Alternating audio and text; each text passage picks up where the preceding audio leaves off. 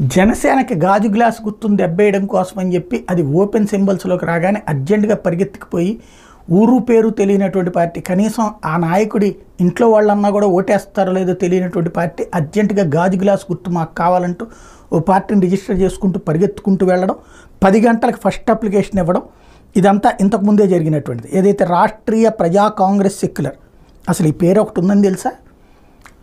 రాష్ట్రీయ ప్రజా కాంగ్రెస్ అంట. ఇది అసలు పార్టీ అనేది ఒకటి ఉందని ఎవరికైనా తెలుసా? పోనీ ఇప్పుడు ఎవడైనా పోటీ చేస్తున్నాడు దాని తరపున? కానీ అట్లాగ ఒక సింబల్ని తీసుకోవాలనుకున్నారు అంటే ఖచ్చితంగా గేమ్. దీని వెనకాల ఆ జలీలో ఎవరో చెప్పారు, వైఎస్ఆర్ కాంగ్రెస్ పార్టీకి వ్యతిరేకంగా ఇది వైఎస్ఆర్ కాంగ్రెస్ పార్టీ మనిషి అని చెప్పేసి అతని గురించి భావిస్తున్నారు, వైసీపీ తెర వెనక నుండి నడిపిస్తుందని. అతనేం మాట్లాడుతున్నాడు, మొన్న పవన్ కళ్యాణ్ తన సీట్ని తన పార్టీ అమ్ముకున్నాడు, అది ఇది ఇట్లాంటివన్నీ చాలా చేసి వెళ్ళాడు హైకోర్టుకి. ఎలక్షన్ కమిషన్ అయితే ఆ గాజు గ్లాస్ గుర్తు వీళ్ళకే ఇచ్చేసింది. మాకు ఉమ్మడిగా ఆ గ్లాస్ గుర్తు కావాలని చెప్పేసి వీళ్ళు రైజ్ చేశారు, కుదరదని చెప్పేసి ఎన్నికల సంఘం దాని మీద హైకోర్టుకు వెళ్ళారు. మేము 10 గంటలకి అది ఇస్తే 9:15కి వాళ్ళు అప్లికేషన్ పెట్టారని చెప్పేసి వాళ్ళకి ఇచ్చారు, ఫస్ట్ కమ్ ఫస్ట్ బేస్డ్ అని, ఇందులో మోసం ఉంది అని చెప్పి హైకోర్టు ఎన్నికల సంఘానికి నోటీస్ ఇచ్చింది. వాళ్ళ దగ్గర నుంచి వివరణ తీసుకుంది. వాళ్ళు చట్టబద్ధంగా రికార్డెడ్గానే కరెక్ట్గానే ఇచ్చామని చెప్పారు. దాంతో ఆ పిటిషన్ని కొట్టేసింది. అంటే పవన్ మీదన గాజు గ్లాసు గుర్తు మీదన ఆడిన నాటకానికి చెల్లు చీటి అయింది. ఆర్పీసీ ఈ రెండు పార్టీల మధ్య గ్లాసు వివాదం ఒకటి నలుగుతుంటే, సాయి అనే జర్నలిస్టు మీ మీద చాలా తీవ్ర ఆరోపణలు చేశాడు కదా, దానిపై మీ స్పందన ఏమిటండి? సాయి అని జర్నలిస్ట్ అనే పదమే మీరు మొట్టమొదటి వాడడం తప్పు. ఇలాంటి వాళ్ళందరూ జర్నలిజంలోకి వచ్చి జర్నలిజం విలువలన్నీ కూడా సర్వనాశనం అయిపోతున్నాయి. అతను జర్నలిస్ట్గా మాట్లాడినటువంటి మాట ఏముంది? అతని భాష జర్నలిస్ట్గా మాట్లాడుతున్నటువంటి భాష. అతను ఏం చెప్తున్నాడు? స్టార్టింగే జనసేనకి అని ఏకవచనంతో అదొక విధమైనటువంటి పదం, జర్నలిస్టిక్ సాధ్యంగా అనేటువంటి పదం వాడి, అలాగే జనసేన పార్టీ ఏదో గొప్ప పార్టీ అన్నట్టుగా అతను ఒక బ్రోకరేజ్ చేస్తున్నట్టు అతను జర్నలిజం ముసుగులో అతను బ్రోకరేజాన్ని ముందుకు నడిపించుకుంటున్నాడు. అలాగే రాష్ట్రీయ ప్రజా కాంగ్రెస్ పార్టీ ఎవరికైనా తెలుసా అని అతను నోటితో రాష్ట్రీయ ప్రజా కాంగ్రెస్ పార్టీ అని పలికాడు కదా. మొట్టమొదటి కనీసం అతను జర్నలిస్ట్ అయితే రాష్ట్రీయ ప్రజా కాంగ్రెస్ పార్టీ ఏంటి, దాని గత చరిత్ర ఏంటి, ఈరోజు సోషల్ మీడియాలో ఎవరిని అడిగినా చెప్తారు కదా. అంత ఈజీ కమ్యూనికేషన్స్ ఉన్నాయి. ఒకసారి నెట్లో చూస్తే రాష్ట్రీయ ప్రజా కాంగ్రెస్ పార్టీ ఎప్పుడు రిజిస్టర్ అయింది, అలాగే దాని యాక్టివిటీస్ ఏంటి, దాని యొక్క పోరాట పటిమేంటి, సిద్ధాంతాలు ఏమిటి అనేది కనీసం జ్ఞానం లేకుండా ఏదో ఒక వీడియో చేసి ఆ జనసేన పార్టీ వాళ్ళ దగ్గరికి వెళ్ళి అడుక్కుంటే ఏదో 5,000 2,000 ఇస్తారు. అలాంటి వీడియోలు చేసుకునేటటువంటి ఆ సాయి అనేటటువంటి వాడు మా కళ్ళ ముందు వచ్చినటువంటి వాడు రాజకీయాల్లో. మేమే జర్నలిస్టు అని చెప్పుకో, నేను క్వాలిఫైడ్ జర్నలిస్ట్ని. నేను రెండు ఎమ్మెల్యే చేశా జర్నలిజంలో, మాస్ కమ్యూనికేషన్ చేశాను, జర్నలిజం చేశాను. నేను క్వాలిఫైడ్ జర్నలిస్ట్ని. అతను జర్నలిస్ట్ సాయని అతనే ప్రచారం చేసుకుంటాడు.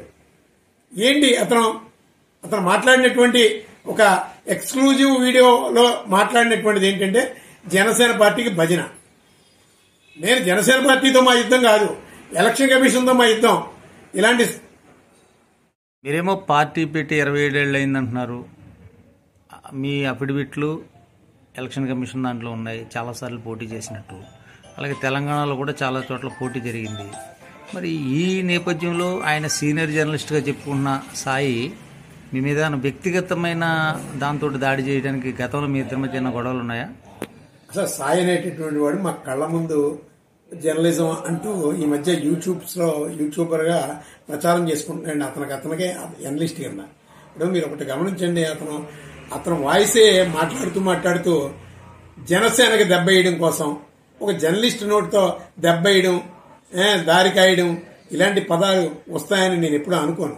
జర్నలిజానికి ఒక క్వాలిటీ టెర్మినాలజీస్ ఉన్నాయి, ఆ టెర్మినాలజీసే వాడాలి. అంతేగాని దెబ్బ వేయడం, మాట వేయడం, కూర్చోవడం, ఉంగోబెట్టడం, ఇలాంటి పిచ్చ భాష లెస్ దెన్ లేబర్ కూడా మాట్లాడడం. ఈ సాయి అనేటటువంటి వాడు అతని భాషను బట్టి అతను జర్నలిస్టో కాదో అర్థం అవుతుంది. కానీ మొట్టమొదట సాయి అనేటటువంటి వాడి కోసం నేను కామెంట్ చేయడానికి కూడా చాలా ఇన్కంఫర్ట్ గా ఫీల్ అవుతున్నాను. కానీ ఇది ప్రజాస్వామ్యం, అతను ఒక కామెంట్ చేశాడు కాబట్టి నేను చెయ్యాలి. రెండోది, ఇతను రాష్ట్రీయ ప్రజా కాంగ్రెస్ కోసం మాట్లాడే ముందు 1998 ఏప్రిల్ 20వ తారీఖున రాష్ట్రీయ ప్రజా కాంగ్రెస్ పార్టీ గోదావరి పరివాహక ప్రాంతాన రాజమండ్రిలో అది ప్రారంభించబడింది. కనీసం అవగాహన కూడా లేకుండా, ఈ పార్టీని ఎప్పుడు స్థాపించారో కూడా తెలియకుండా, ఈ పార్టీ యొక్క దినచర్య పోరాట పటిమ తెలియకుండా ఏదేదో మాట్లాడుతుంటాడు. అతను ఎప్పుడు వచ్చాడు అసలు? 27 సంవత్సరాలు. ఈ పార్టీ పుట్టేటప్పుడే అతను జర్నలిజంలో ఉన్నాడో లేదో కూడా డౌటే. కానీ సాయి అనేటువంటి వాడు ఖచ్చితంగా ఇదే ప్రవర్తన కంటిన్యూ అయితే ఖచ్చితంగా చెప్పుదెబ్బలు తింటాడు. ఇలాంటి వాళ్ళు గతంలో చాలా మంది చెప్పుదెబ్బలు తిన్నటువంటి వాళ్ళు ఉన్నారు. ఆ జాబితాలో అతను కూడా వస్తాడు. బట్ అక్రిడేషన్ ఉండదని అనుకుంటున్నాను. ఎందుకంటే అక్రిడేషన్కి కొన్ని నామ్స్ ఉన్నాయి. ఆ నామ్స్ ప్రకారం ఆ అక్రిడేషన్ రిలీజ్ చేస్తారు. వీళ్ళు అనాథరేయుడిగా జర్నలిస్టులుగా చలామణి అవుతున్నటువంటి, జస్ట్ లైక్ ఒక విధంగా చెప్పాలంటే నా భాషలో, నా దృష్టిలో వాళ్ళ నకిలీ జర్నలిస్టులు. వాళ్ళ వార్తకి క్రైటీరియా ఉండదు, వాళ్ళ వార్తను పట్టించుకునేటువంటి వాళ్ళు ఉండరు. ఎవరికైతే భజన చేయాలనుకున్నారో వాళ్ళకి భజన చేస్తారు. వాళ్ళు ఇచ్చేటటువంటి 2000, 3000, 1000 రూపాయలు తీసుకుంటారు. ఆ రోజుకి అది సమాప్తం. ఆ టైప్ ఆఫ్ జర్నలిస్ట్ ముసుగులో బ్రతుకుతున్నటువంటి ఒక వ్యక్తి జనాల్లో సాయి అనేటువంటి వాడు ఒకడు. కనీసం నాకు తెలియ ఒక విధంగా ఒక పని చేయమనండి. నేను క్వాలిఫైడ్ జర్నలిస్ట్ని, నేను క్వాలిఫైడ్ అడ్వకేట్ని, నేను ఒక పొలిటీషియన్ని, నేను ఒక వార్తని ఫ్రేమ్ చేయగలను. నాకు పోటీగా ఒక వార్తని ఫ్రేమ్ చేయమనండి, నాతో సమానంగా ఫ్రేమ్ చేయమనండి. అతను జర్నలిస్ట్ అని అడ్మిట్ అవుతుంది, నాకు నేనుగా సర్టిఫై చేస్తాను. నాతో పోటీగా ఒక వార్త రాయమనండి. యాక్చువల్గా ఏకంగా మీ ఇంటి తలుపే తట్టి మీ భార్యకి తెలియదు అనేది చాలా వ్యంగ్యంగా హాస్యాస్పదంగా ఉంది కదా. దాని పెద్ద మీరు ఇప్పుడు అతను ఏం చెప్పాడంటే, కనీసం మా ఇంట్లో వాళ్ళకి కూడా తెలుసా అని అడుగుతున్నాడు రాష్ట్రీయ ప్రజా కాంగ్రెస్ పార్టీకి.